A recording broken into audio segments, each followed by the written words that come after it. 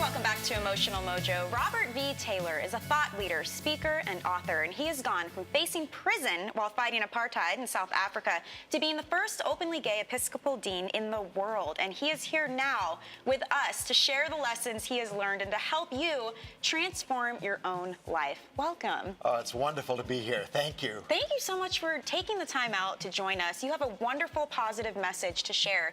But before we get to that, we have to talk about this. You're the protege of Desmond Tutu, who won the Nobel Peace Prize for his efforts to end apartheid. How did you come to meet and work with him? How did this all come to be? Well, you know, I had some chutzpah as a 22-year-old. I was going to go to jail for refusing to serve in the military, and so I went to him to say, how do I survive imprisonment? Oh, my God. And he basically said to me, you're not going to jail, kid. I'm getting you on a plane, and you're out of here. And within 9 days, I was in New York City. 9 days. And so, you know, here's this guy who, you know, he didn't know me, and yet he saw something in me. And I think this is true of his life, and I think what is so inviting for each of us to see something in another person that says, I'm going to believe in you, I'm going to trust in you, and I'm going to participate in your life somehow. Yeah, it's amazing. And you say now you're living a life of Ubuntu because of him. Explain, what is Ubuntu? Ubuntu is an African wisdom tradition that essentially says, I am because you are. In other words, I love that. Isn't that powerful? Sounds like wedding vows or something. I am because you are. What does that mean? Well, it means, you know, your magnificence is vital to the world. I need you to be magnificent in order for me to be magnificent. So really gleaming something off of someone else's wonderfulness. Exactly. and it's like we need one another desperately. Right. It's that connectivity and being able to embrace each other and give back to the world. Yep. Absolutely. And it's also a way of when you live in the spirit of Ubuntu, you begin to lessen the fears that perhaps you were raised with. You lessen the sort of levels of distrust because you think, there's something really magnificent and beautiful in you, and I need to discover that. It's learning to trust and connect with others. Exactly. So is that part of becoming fully alive? Because in your book, A New Way to Be Human, it says here, pathways to becoming fully alive. I mean, what does that mean, to be fully alive? To be fully yourself, to not get to some point in your life and say, gosh, I've wasted the last however many years and I'm only living a half life or a quarter life. Yeah. But to live at your maximum capacity with love unbounded, a life of compassion and imagination. And I think everybody wants that. And so many people feel like their life is just passing them by. So what are your tips in order to give people that? How do we do that? You have 5 life lessons, Well, I right? have 5 life lessons that I've learned, certainly from Tutu, and people like my grandmothers were my great inspirations. And so I'd suggest... They all? They're so wise. Yes. You know, so I'd say to you and to your viewers, you know, make a list of the 3 or 5 people who've inspired you. It's a very interesting exercise and how it is that they've shaped your life. So I think one of the life lessons is am I worthy? I hear this so often from people. Am I good enough? Yeah.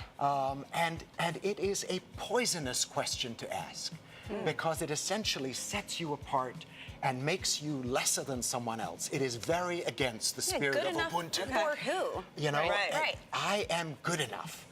And, you know, I spent a lot of time being very driven in my professional career. And I was driven because I felt that I always had to go 5 steps ahead of everyone else and prove myself as an immigrant to the U.S. And as a gay man, that I always had to be better. And I think that's the experience of many women, many people of color. And I had to reach the point of saying, whoa, I am good enough because I am lovable and I can love myself as I am, not because of who I might be. And it's amazing. I mean, that principle can apply to everyone, whether you're a mother or a daughter or in your career, you know. I think that reaches a lot of people. It's definitely a broad concept, but how can people at home apply that to their life? What are some things that we can do today to start living a fuller life? And so I'd say the second thing is trust. You know, trusting in your own goodness and your own magnificence. You know, a while ago I decided to do, in addition to cardio exercises, try to do some work with dumbbells, and I was terrified of it. I mean, I was filled with fear. They're heavy. Well, they're heavy. And I have very poor balance and lack of coordination, and I was terrified. People would laugh at me. I'd feel stupid. And yet, I overcame it. And so I think for each of us, there are these seemingly silly or simple things in our lives. And it's about being aware of what the fear is, acknowledging it, and then saying, I can enter into it. And, you know, at the end of the day, if I drop a dumbbell or whatever it might be, right.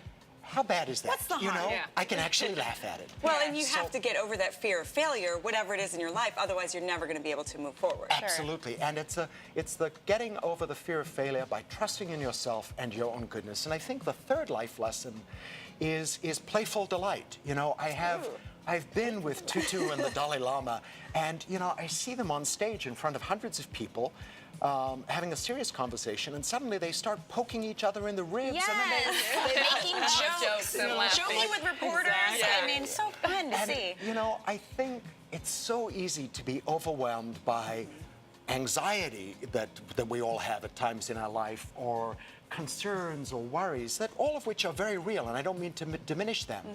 But when we start to find something to find delight in and be delighted by today, not tomorrow, today, and maybe even be playful about, it upends how we think about everything. It changes the focus. It changes our engagement. Positivity, Yeah, for sure. Yeah. So Robert, playful thank you delight. so much. I wish we had more time. Unfortunately, we are out of it. But for viewers at home, if you want to learn more, please check out the book, A New Way to Be Human by Robert V. Taylor. And thank you again so much for taking some time out with us. Thank you.